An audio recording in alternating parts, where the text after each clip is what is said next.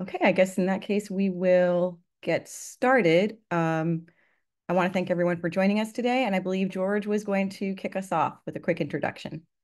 Yeah, thanks, Maggie. I want to thank everybody for joining us. We put a little time and effort into this, but we think that you're going to get quite a bit out of it.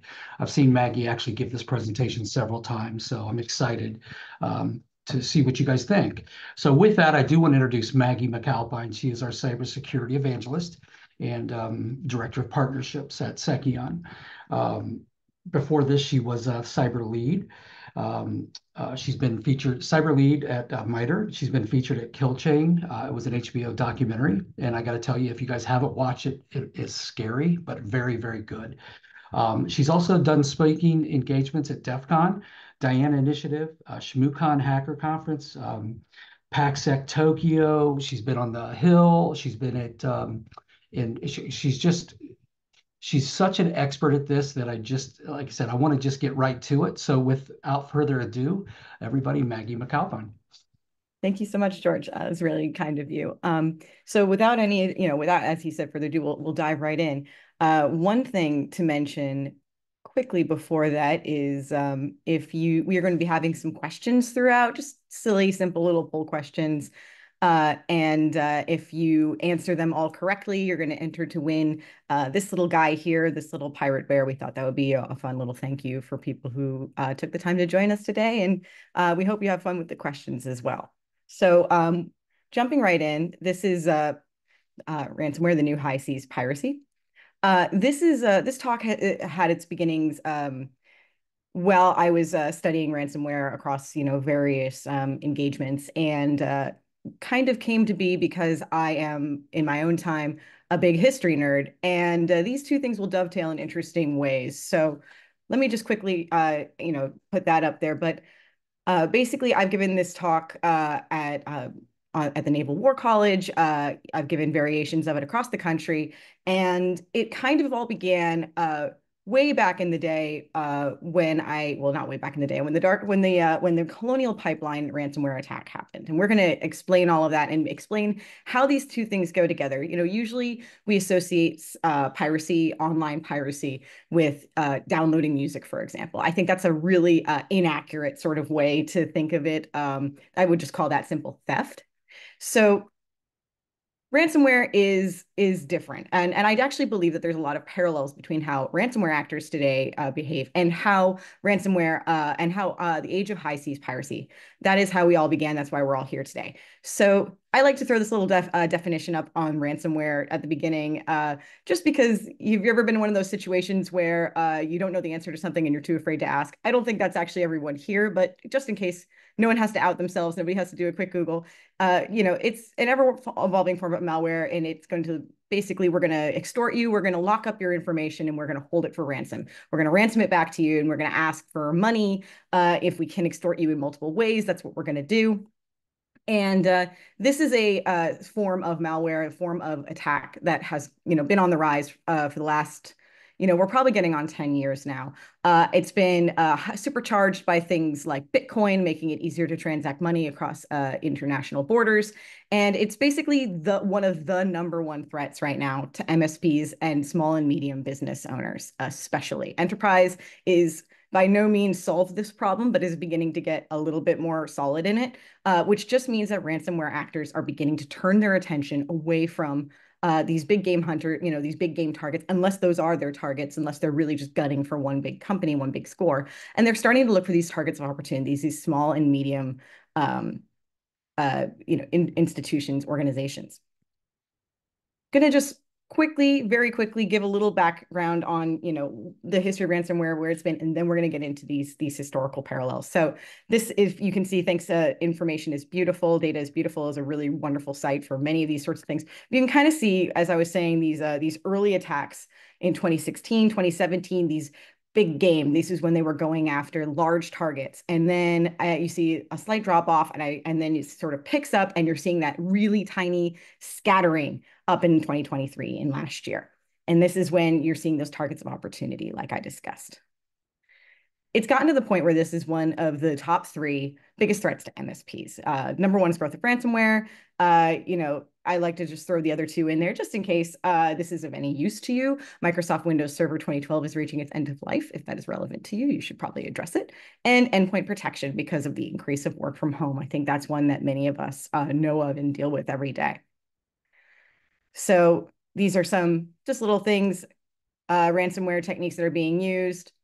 But really what ransomware is becoming these days is a business. It is becoming it is what I like to call the dark Silicon Valley. A lot of the talent and energy of cyber experts around the world is going towards being the bad guys in this case. They're organized and they're not just simplistic criminals. In fact, I would argue they're sort of becoming crews. They're starting to become organized crime cartels is what one of my CSOs once called it. And I kind of agree with him. But I think a pirate crew is actually just as relevant. And that is when we're going to finally pivot. Now that you know what ransomware is, now that we're up to date on ransomware, so to speak. So this all began with Colonial Pipeline. Colonial Pipeline is as close as I want to say to being a cyber Pearl Harbor as I think we've had to date. I know that term is way overused to the point of exhaustion and meaninglessness, but I think there was a lot about Colonial Pipeline that brought us quite close. It certainly made the US government sit up and take notice. One of the reasons is, for example, Hartsfield-Jackson Airport, Atlanta, almost ran out of fuel. They were like 2 or 3 days away. And one can only imagine how much worse it would have been if we had been working with a less, how shall we say, obliging attacker. These attackers were happy to just take the money and run. They made a lot of statements saying, we're not political. Please don't come after us with military force.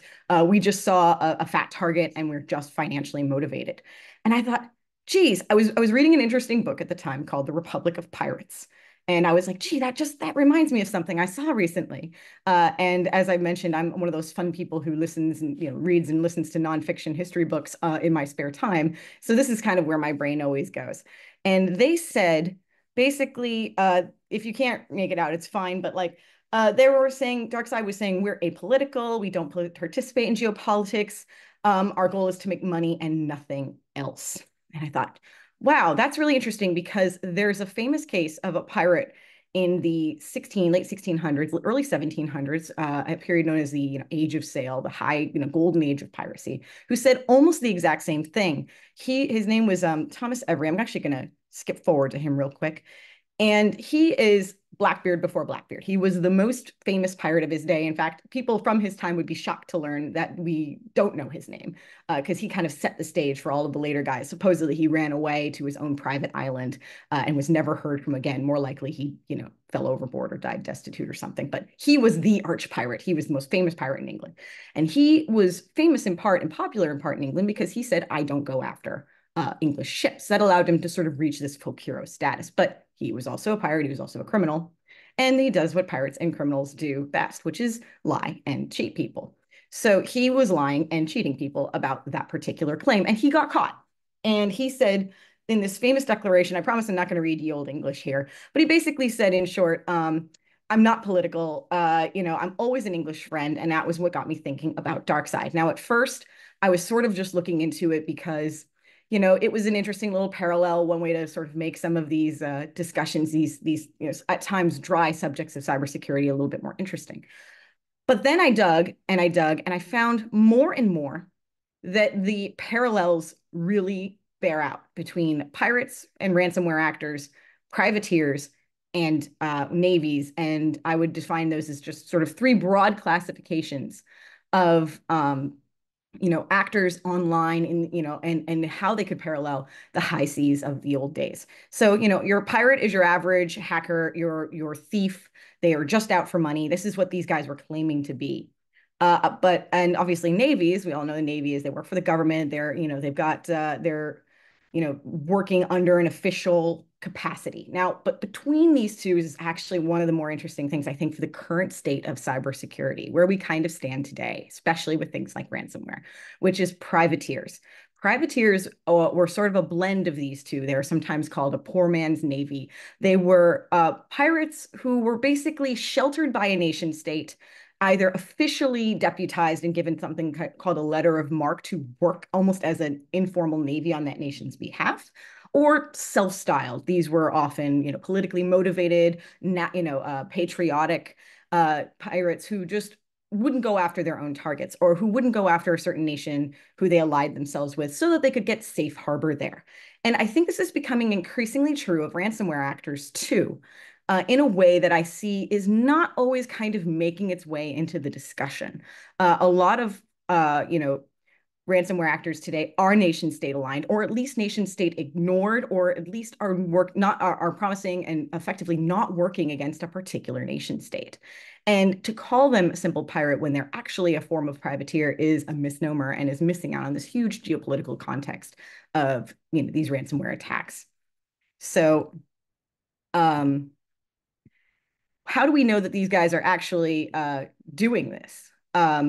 Well, one of the things that came out of DarkSide, which I thought was particularly interesting, was Brian Krebs' fantastic site, fantastic researcher. If you don't follow his stuff, you absolutely should make the time to do so. He did that deep dive into the Conti leaks, but he also said this, that DarkSide is actually avoiding going after any computer, any defender who has Russian as the #1 keyboard on their computer. And that was a simple, quick and dirty way to make sure they were going after the correct targets, because they were sheltered by Russia, more or less. And I know I'm going to pick a lot on Russia here, but we know kind of the most about their ransomware actors. And we know kind of the most about their ties in this Russian hacker army.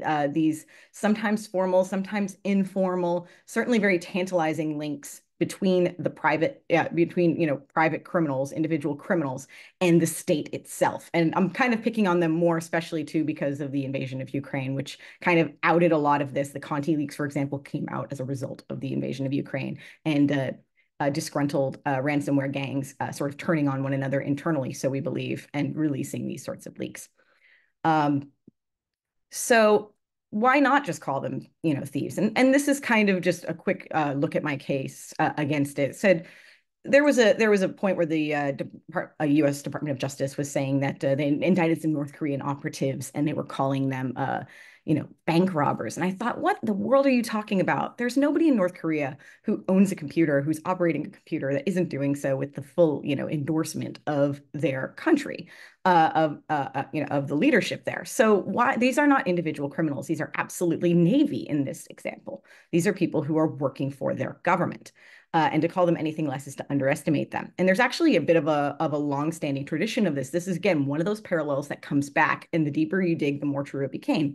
That a lot of times throughout history, some powers would designate their enemies as privateers or as pirates in order to not have to, sort of in some cases to minimize them, but some cases to not have to engage in like actual official warfare. There was a lot of political reasons for it, not to pick on anyone in particular, but there is a long tradition of not acknowledging when someone is a Navy when they are directly working for it. And in fact, one of them is actually one of the oldest stories in American history. Our first international war was called the Barbary Wars. It was run by Thomas Jefferson, again, conducted by Thomas Jefferson, rather, against America's enemies in Northern Africa.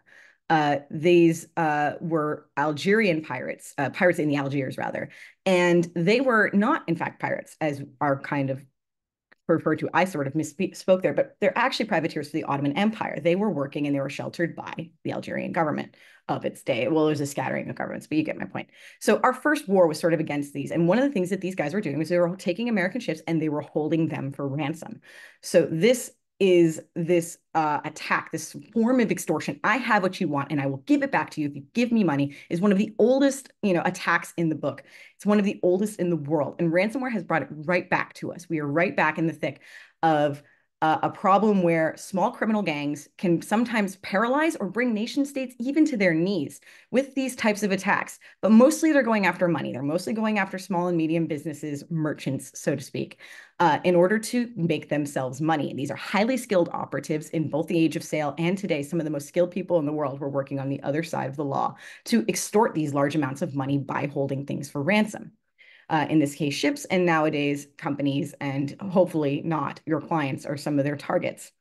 I wanted to quickly go back because there was one other pirate I wanted to mention, only because, again, with this with these hacker parallels, he's actually quite compelling and how similar he is to hackers today. Now, some of you who know the hacker world at all know that there's a bit of a pipeline, especially in the US, of what we call black hat bad guy pirates transitioning to become white hat or even white hat good guy hackers and even becoming hacker hunters in their way.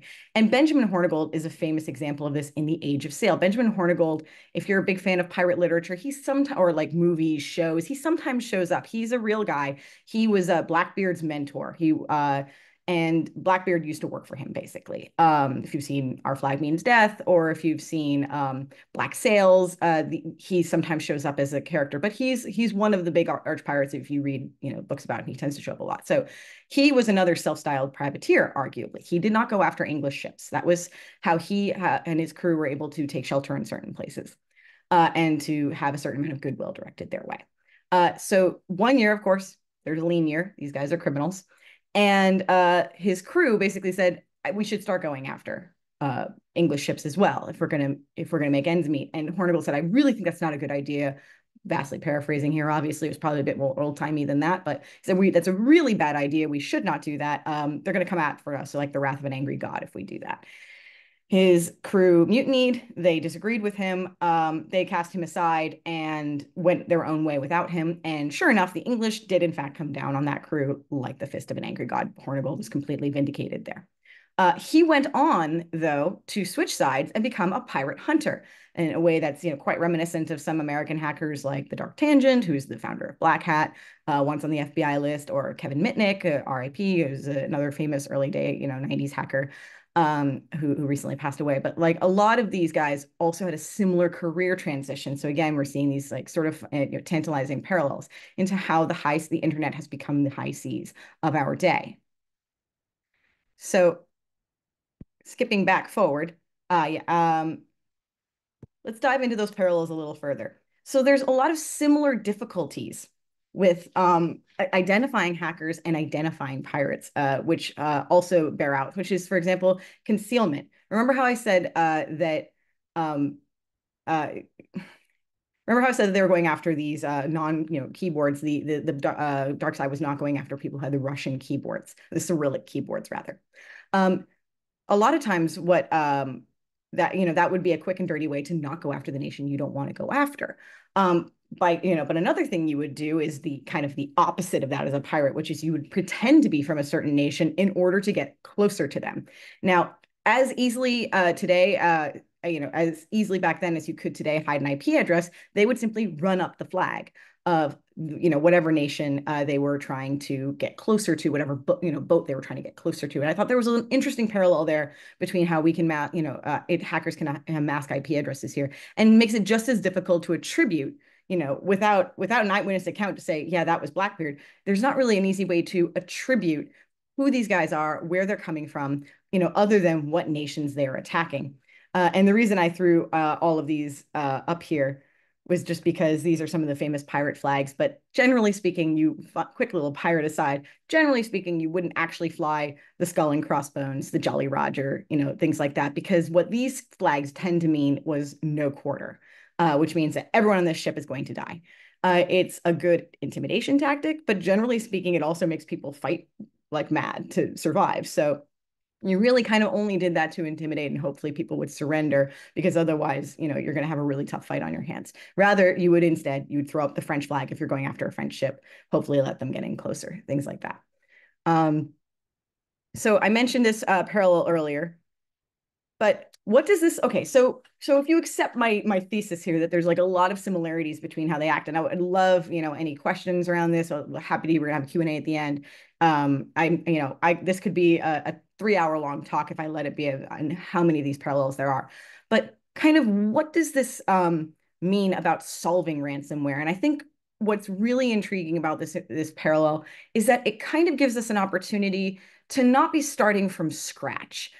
I used to come from the election security world, and one of the problems we were facing with things like online voting, sorry, a bit of a lateral jump, but one of the things we were facing is that the internet is so new. Technology, the online world, the cyber world, it's all so new. It's really only basically one lifetime.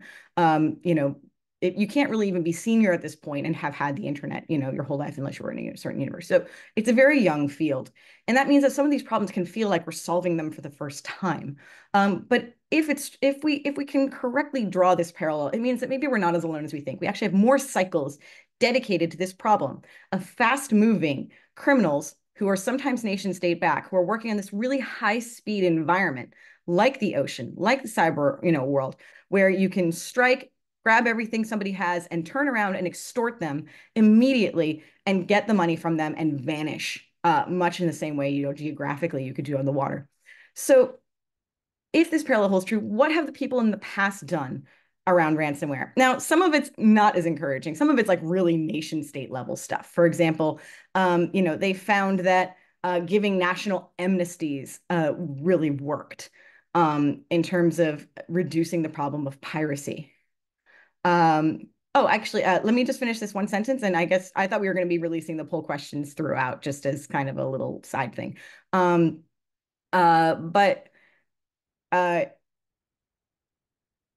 basically, some of these are big things. There are things like, giving national amnesties. Those don't always work because then you need to give people a path to career. Otherwise, they tend to lapse. And we also know things that don't really work. For example, or do work but create much larger problems. For example, things like invasions. So, for example, to this day, Algeria, to this day, where France, for example, is probably seeing a lot of turmoil that came out of its invasion of Algeria. Now, why did France? What is one reason France invaded Algeria? Well, going back to those Barbary pirates, back to the Barbary Wars, it all comes around that in order to fully defeat that problem, France eventually invaded and conquered Algeria. Now, I don't think we necessarily want to do that for every nation where hackers come from. So we should consider that a warning that there's still socio-political issues that are coming out of these things. So this is just something to think about as far as how it's been dealt with in the past. But paths, this is a largely economic problem. And basically, as long as it's more lucrative if you're highly skilled to go after these targets than it is to have a good, an honest job, that's always going to be a temptation. And that kind of makes it incumbent upon us as defenders to make it not so easy for them, to make it not as good, good as having an honest job. Some of that we can't control. But some of that is absolutely with our, making it so we can arm our ships. We can make it ourselves less easy targets. Now, I was going to get into the future, but I have been asked to basically, oh yes, great book recommendation there. I was recently reading The Barbary Wars, which is a great book. But I'm going to take a quick drink of water and let them post one of the polls if they haven't already.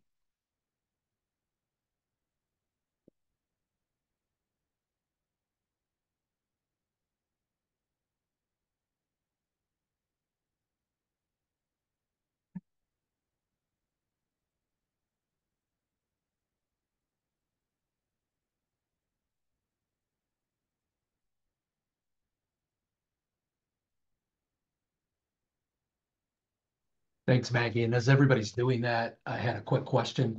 I know Yeah, that there was a pirate code. I mean, there was a lot of rules, right, to be a sure. pirate. And like one of them is pirates don't steal from other pirates. Right. Um, do hackers have the same, or do you know if we have the same code of conduct, or are there rules um, that they don't attack each other?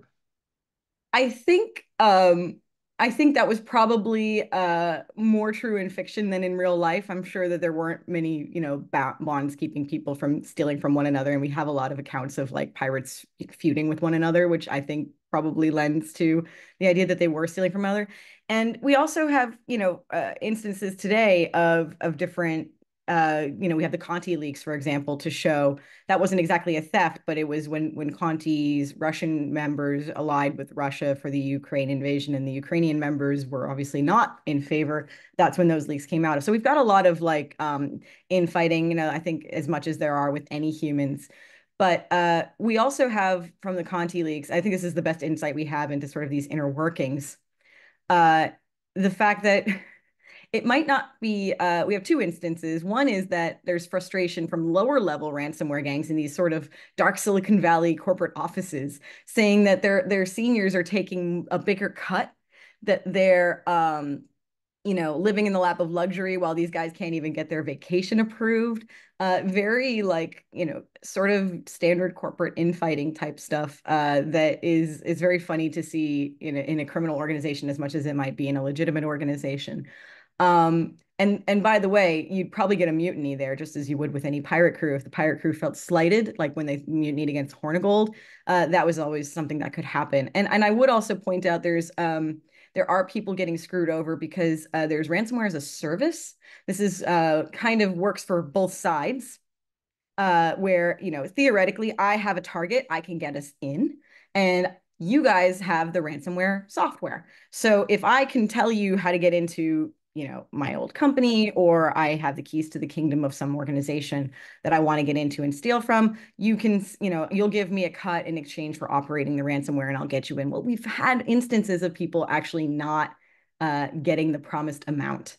So these ransomware actors are just taking all of the money and running, which what are you going to do? You can't exactly go to the police about it. So it's a cautionary in and of itself. The word outlaw really does mean outside the law. There's no one to appeal to, and that's also relevant here. So maybe definitely don't use ransomware as a service for an act of spite, because might get more than you bargained for, and less of that being money. I hope that answers the question. But I'd say, broadly speaking, probably there was no honor amongst thieves back then either. That was an ideal. Awesome. Yeah.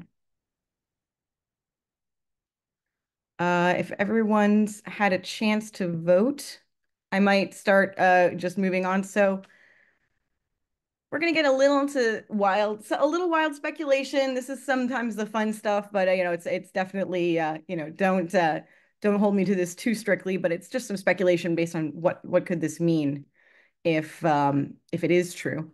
And for example, diving right in, and we're also going to get into some current events that I think also bear out on the parallel as further examples of like what this could mean for the present as well as the future. So if you're a Revolutionary War fan, you might know that America's Navy was actually founded by a privateer who actually used to stay just down the street from me. I live in New England, and his name was John Paul Jones. He was a privateer, and he's often credited as being the founder of America's Navy. So the future for pirates is sometimes become privateers, to become the founders of navies. Countries that couldn't really afford to field a navy would often have them. And I feel in a sort of scary way, we're almost back to that point now, in terms of this brave new world of the cyber realm, where nation states can't project force with as much certainty as they can in, say, on the actual ocean these days, because it's been 500 years since this was a problem, in its infancy, at least in the West. And if, for example, you are in the airspace above America right now, or in the national waters that are claimed by America, and you were to commit a crime, you could be, or to, take an airplane or something like that, you'd be reasonably assured that there would be some organization, military organization that would stop you very quickly, or a police organization. Now, that's less true of the cyber realm right now. Obviously, we're all here and we're in the cybersecurity field because the government can't just swoop in and solve ransomware for everybody, or even cyber attacks in general. Private organizations, private individuals even, are kind of somewhat tasked with taking care of themselves and looking out for other organizations in a way that you haven't seen since sort of the early modern days of nation states. So in this one realm, we're kind of back to this state. And that means that we could also be quite early in terms of what the capabilities and what that world will look like someday, in terms of how regulated it will be, what the dangers would look like, what the future of even cyber warfare would look like. There's a version of this talk I gave where I really talk about ransomware as how it could be used as a cyber warfare tool in the future, because of how pirates and privateers did serve as those sort of proto-military, units for a lot of nations. So that's just something to be aware of. There's, as far as like where all of this could go. Now, there's also the cyber Cold War that I think is a possibility, where you see a lot of fringe actions, a lot of, private. We might even kind of be in one now, because Russia more or less said, if you want to attack the United States as a ransomware gang, we kind of won't stop you. You could technically take shelter here, though I wouldn't want to do that right now if I was a young man between the age of 20 and 30 in Russia. I certainly wouldn't want to emigrate there right now. So who knows if that's put a chilling on that entire effect. But that was sort of one of the things that happened at the beginning of that conflict. Now, the reason I mention a cyber Cold War is because actually the age of sail, the golden age of piracy as we know it, was actually during a Cold War of its day, the Anglo-Spanish War, this ongoing conflict between England and Spain, sort of over dominance of the world of as they knew it, dominance of the ocean, dominance of the of the economics as they knew it too. And so basically, you had these English ships that were allowed to prey upon Spanish and eventually French ships at will, and likewise, the other way around. So could we are already seeing some sort of similar notes of this, which is like if you're in a particular country, these are the countries that are whitelisted that you're allowed to hit. And that could be a bigger problem as it goes on. And we have to step up our defenses. And this one is a little more speculative, but I think it will be interesting to keep an eye out for. So one of the things that was also taken by pirate crews when they would go after ships was skilled laborers. They wouldn't just take your treasure. They would also tell, oh, you got a carpenter on board? We need one. Like, you got a doctor on board? Ours just died, of scurvy or something. Like, we're going to pick up any skilled laborers. And so when these crews got caught and they were brought up on trial, these people who had been press gang, forced to work against their will, would stand up and say, I'm just a prisoner. I had to work or they would have killed me. I'm not a pirate. Please don't hang me as well. And, of course, you have to debate, are they telling the truth? Because technically every guy could say that. But we've already got some accounts of people possibly being brought in for pen testing cases who thought that they were told just don't disrupt operations because it's a work day for them, but who may have found out, who found out later that they were possibly working for criminal organizations.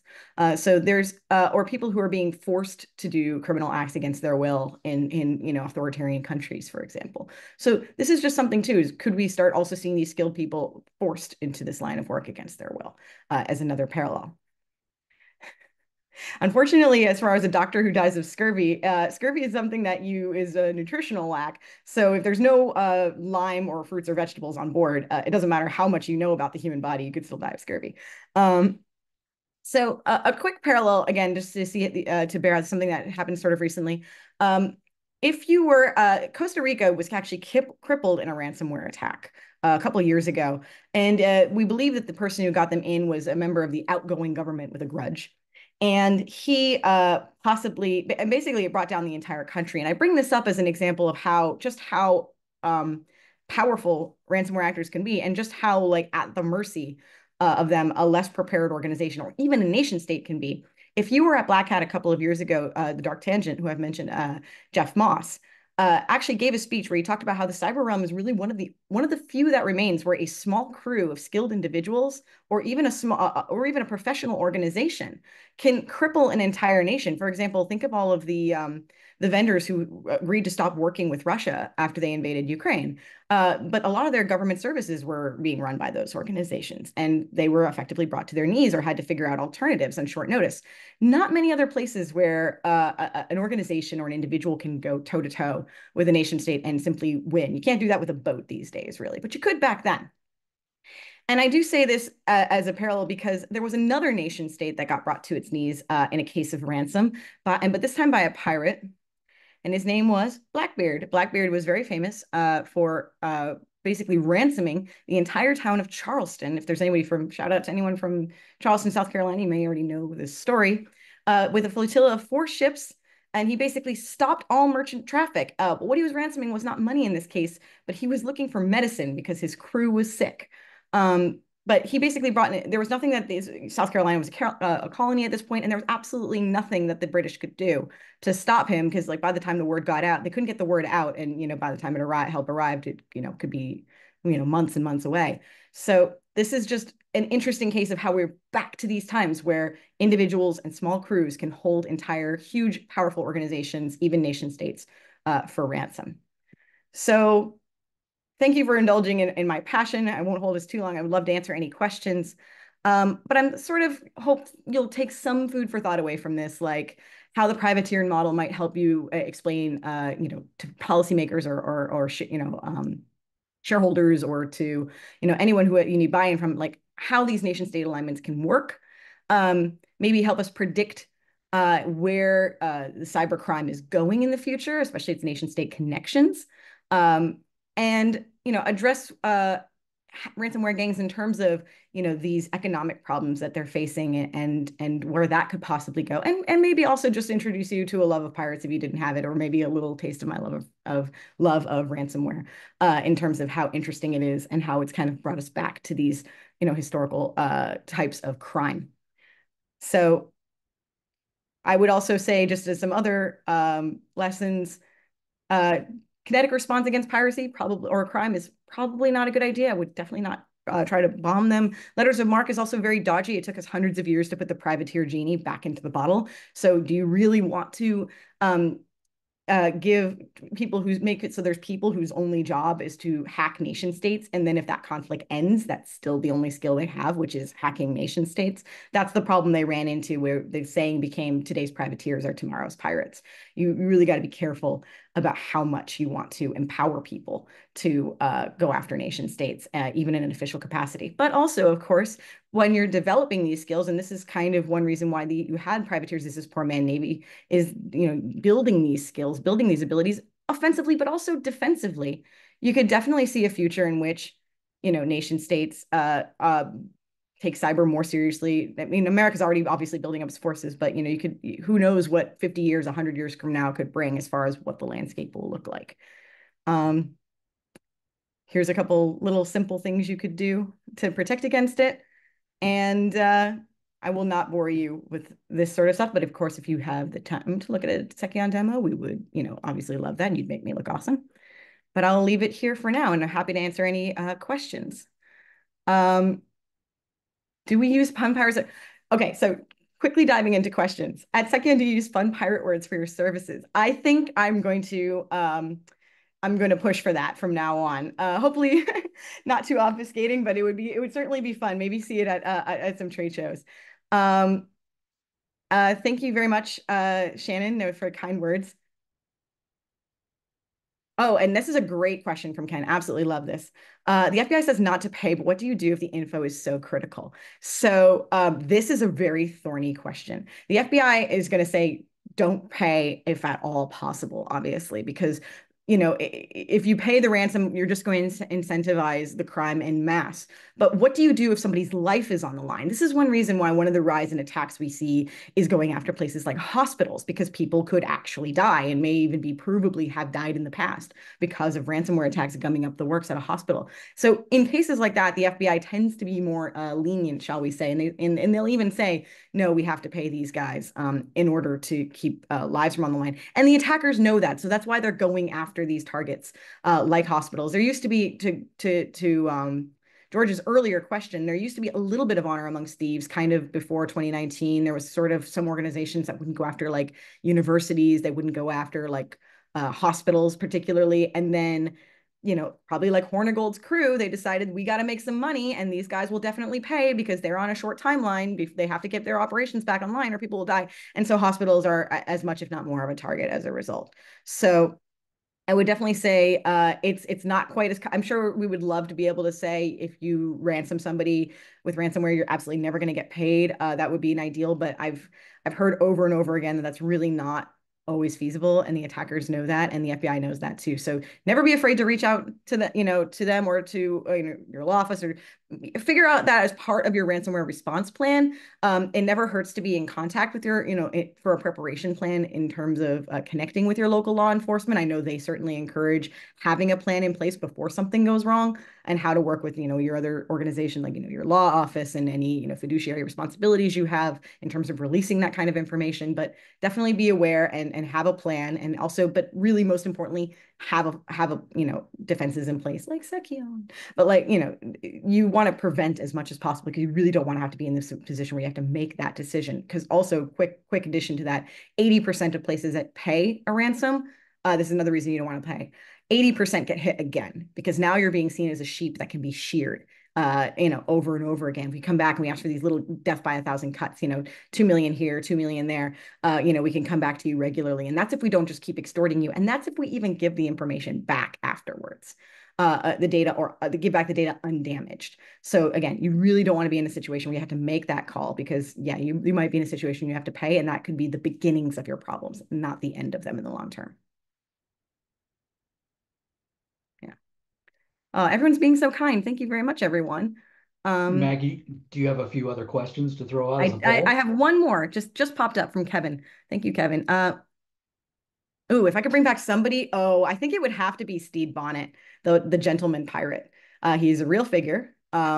He was a rich landowner. He was recently a topic in an HBO show called Our Flag Means Death, but I did know about him before the show. He was a rich landowner who ran away to be a pirate basically on a whim, and rather than being killed instantly as one would think in that case of a rich kid running off to become a pirate, he was taken under Blackbeard's wing, and Blackbeard kind of stole his ship, but in exchange like didn't kill him and actually kind of kept him as maybe like a pet. Seemed to really enjoy this guy's company, but I would love to meet somebody who's just like crazy enough to just run off to sea to become a pirate. um you know so yeah, I think Stede Bonnet would be an absolute character to have a meal with, and probably the least likely to also try to kill me, because he wasn't very good at the piracy thing. All right, I think that's it for questions. But you see my email up there, my Twitter. Feel free to shoot us any questions, and or just connect. I love to reach out to other people in the field. And I hope this was fun for you. I hope this is a little bit of a break from the sort of the usual very cut and dry cyber talks. Either very very serious or like very very pushing of a product or something like that. Because obviously we love what we do here at Sekion, but we also want to help instruct you, and we want to talk about this fascinating world we work in as the defenders. And on a final note, I would say, we're on the defender side here. We are on the good guys side. And I think that's very noble work. And I think that's a very, we can all be proud of ourselves for being in this field. So thank you again for your time and your attention. And I hope I'll get to see you around.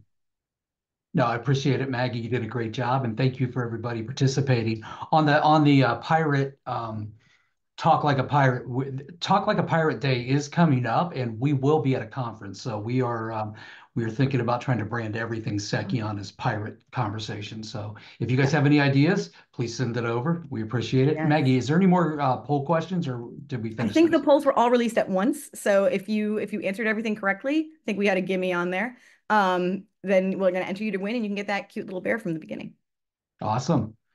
Yeah. And then additionally, just a last piece of housekeeping, we will be doing another presentation in a couple weeks, but it's going to be a demo, deep dive on the demo. And we do have a partner that's going to come in as well and give a quick 10-minute, 15-minute overview of the platform on how he presents it to end users. So any MSPs out there, salespeople, might be really good to sign up and kind of see how you guys are showing this to people, not just us to you, but really how your peers are actually demonstrating this to customers. So that'll be out there soon, and you can win a really nice bottle of rum, Ooh, keeping with our pirate theme. So make sure you why is sign the up for rum that. gone? Because someone won it. There you go. Exactly. So appreciate everything, and that's it for me, Maggie. If you want to close her out. Thank you. I'll close this out. Thanks, guys.